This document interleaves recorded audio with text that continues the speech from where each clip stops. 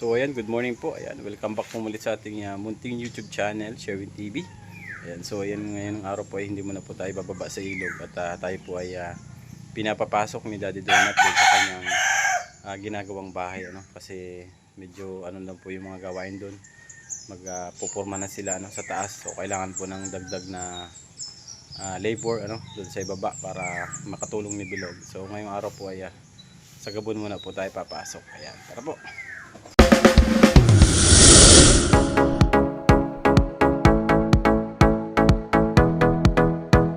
Punta na po tayo ng Gabon. Si Papa ay alis na, ayun, no.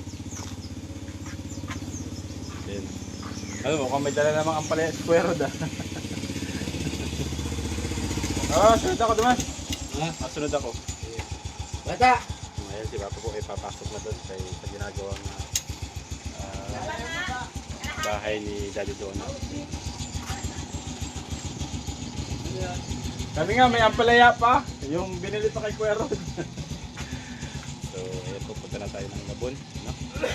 First day natin pumasok sa bahay na ginagawa ni Daddy Donut. Stop muna tayo sa pagbubuhangin, pero meron naman na po tayo mga naipon doon, siguro mga 5 cubics na po siguro yun. Pwede na yun pang supply doon din sa ginagawang bahay, So ayan.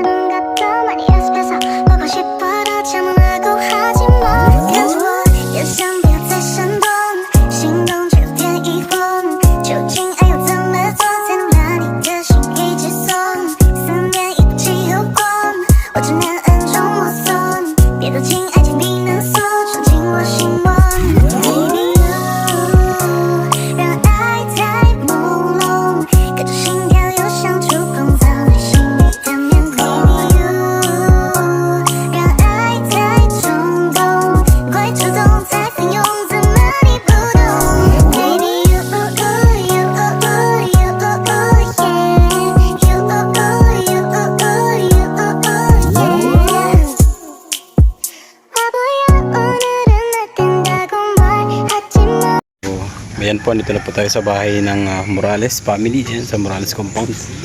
First day natin dito. Ayan, tutulong tayo sa ginagawang bahay ni Daddy Donut. Siyempre, yan dyan sila Nanay Maring. Ayan, sila Pia, ayan, tambay.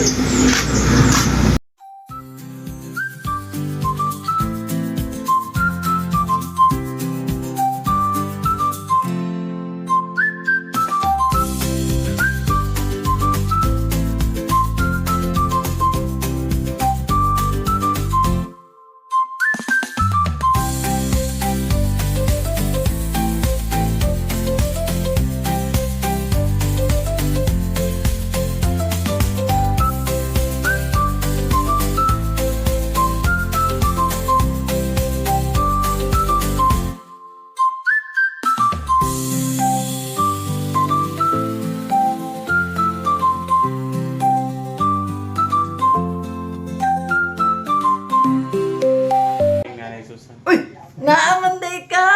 Nandiyan din mo. Maglilibro ka? Oo. Kailangan daw ng tao. Good morning, Dudang. Sakit ulo? Si Dudang po. Sakit ang ulo. Napuyat. Ay, nako, Dudang. Napuyat po si Dudang. Ayan, o. Si Nanay Susan yata nagbebenta ng Manito. Na ano ba na? sira. Nasira na. Na ano sa tubig ba? Mabigat pa. Nagbebenta ng bote si Nanay Susan. Ayan, Tsaka yung mga sirang Dorobox daw dito sa likod. Dito sa likod, nilinitan ni Dugay Sanchez. Yung kubo, masira na. Ahas daw. Ahas. Yan niya, linitan. Yun ang nangyari sa dito. Sayang, kaya lang nasira na pala siya. Babad na din po kasi yan sa ulan ay. Pati yun Oo, kasi naman nakatambak, nakakalat. Nanay Susan? Mga plastic, Kinuha man niya yan, yung ano, pati yung mga damit na ano, nasisira yun doon. Damit.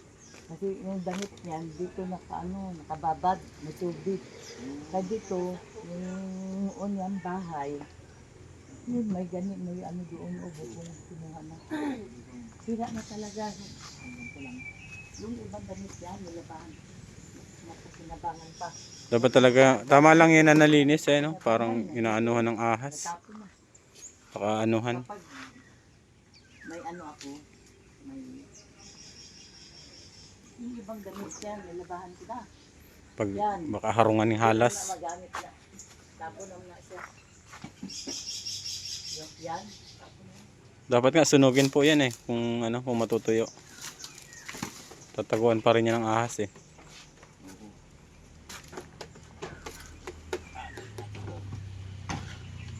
Mga nakatambak.